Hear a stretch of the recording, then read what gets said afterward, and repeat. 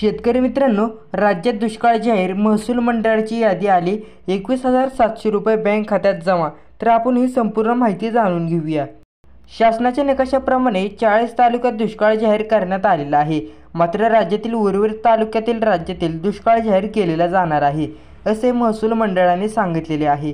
महसुली मंडळामध्ये जून ते सप्टेंबर 2023 या कालावधीत पर्जन्यमानाची कमी लक्षात घेऊन सरासरी पर्जन्याच्या 75% पेक्षा आणि 750 मिमीपेक्षा कमी पाऊस आहे, अशा निकष लक्षात घेऊन 1021 महसुली मंडळामध्ये दुष्काळदृश्य परिस्थिती जाहीर करण्यात आलेली आहे। दुष्काळग्रस्तांना देण्यात येणाऱ्या जमीन महसुलात घट, पीक कर्जाचे पुनर्गठन, शेतीशी निगडीत कर्जाची वसुली स्थगिती, कृषी पंपाच्या वीज दरात 33.5% सूट, शालेय व महाविद्यालय विद्यार्थ्यांच्या शुल्कात माफी होणार।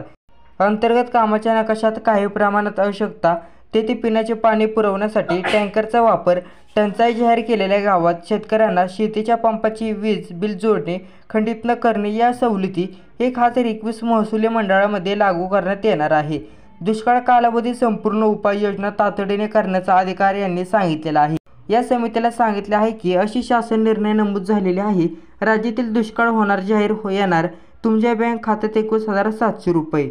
धन्यवाद।